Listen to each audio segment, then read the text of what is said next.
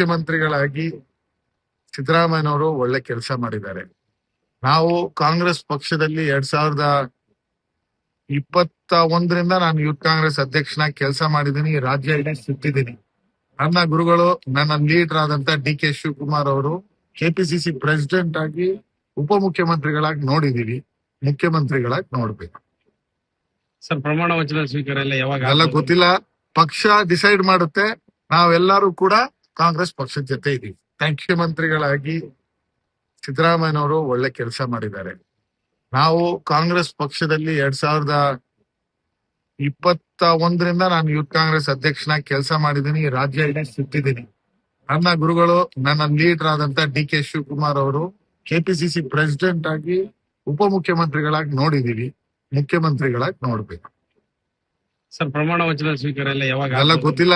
ಪಕ್ಷ ಡಿಸೈಡ್ ಮಾಡುತ್ತೆ. ನಾವೆಲ್ಲರೂ ಕೂಡ ಕಾಂಗ್ರೆಸ್ ಪಕ್ಷದ ಜೊತೆ ಇದೀವಿ. ಮುಖ್ಯಮಂತ್ರಿಗಳಾಗಿ ಸಿದ್ದರಾಮಯ್ಯನವರು ಒಳ್ಳೆ ಕೆಲಸ ಮಾಡಿದ್ದಾರೆ. ನಾವು ಕಾಂಗ್ರೆಸ್ ಪಕ್ಷದಲ್ಲಿ 2021ರಿಂದ ನಾನು ಯೂತ್ ಕಾಂಗ್ರೆಸ್ ಅಧ್ಯಕ್ಷನಾಗಿ ಕೆಲಸ ಮಾಡಿದ್ದೀನಿ. ರಾಜ್ಯ ಇಡೀ ಸುತ್ತಿದ್ದೀನಿ.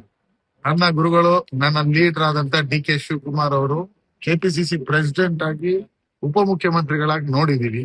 ಮುಖ್ಯಮಂತ್ರಿಗಳಾಗಿ ನೋಡ್ಬೇಕು. ಸರ್, ಪ್ರಮಾಣ ವಚನ ಸ್ವೀಕಾರ ಎಲ್ಲ ಯಾವಾಗ ಎಲ್ಲ ಗೊತ್ತಿಲ್ಲ. ಪಕ್ಷ ಡಿಸೈಡ್ ಮಾಡುತ್ತೆ. ನಾವೆಲ್ಲರೂ ಕೂಡ ಕಾಂಗ್ರೆಸ್ ಪಕ್ಷದ ಜೊತೆ ಇದೀವಿ. Thank you.